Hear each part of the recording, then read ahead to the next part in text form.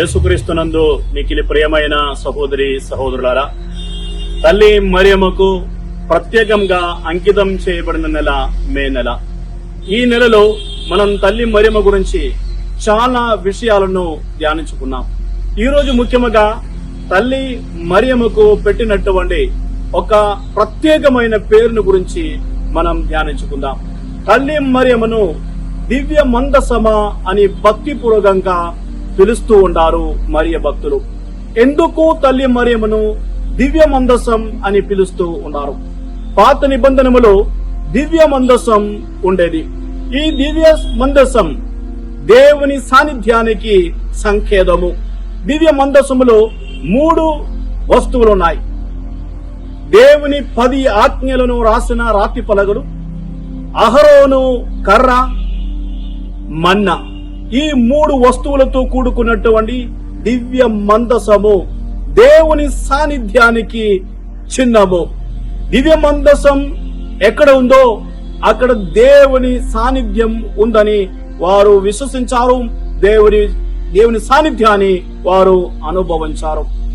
నూతన నిబంధనములో ఈ దివ్య మందసపు స్థానములో తల్లి మరియమ్మను మనం చూడవచ్చు. తల్లి మరియమ్మ ఉదరములో తల్లి మరియమ్మ యేసు ప్రభువును వహించడం జరిగింది.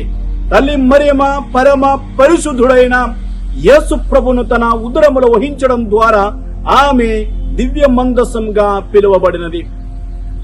పాత నిబంధనములోని రాతి పలగల స్థానములో నూతన ఆజ్ఞను ఇచ్చే యేసు ప్రభువును తల్లి మరియమ్మ తన ఉదరములో మోసుకుంది.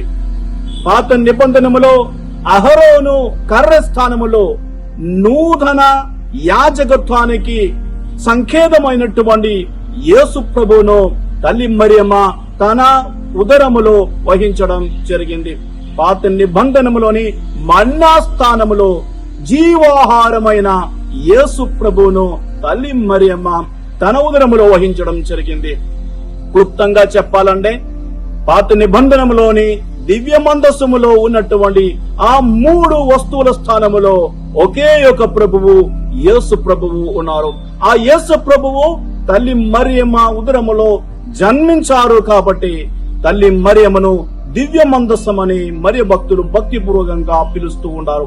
ఈ తల్లి మరియమ్మ మనకు దేవుని సాన్నిధ్యాన్ని అందిస్తుంది అని మనం విశ్వసిస్తూ ఉంటాం. ప్రియమైన సహోదరి సహోదరులారా, ప్రత్యేకముగా ఈ రోజు మనం దేవుని సాన్నిధ్యాన్ని అనుభవించడం కోసం తల్లి మరియమ్మ మధ్యవర్తిత్వం ద్వారా ప్రార్థిద్దాం. ఆమె దేవుని సాన్నిధ్యానికి సంకేతము, ఆమె దివ్య మందసం. కాబట్టి ఆమె ముందు నిలబడి ప్రార్థించేవారు దేవుని సాన్నిధ్యాన్ని అనుభవించగలుగుతారు. ఈ విశ్వాసంతో మనం ప్రార్థిద్దాం.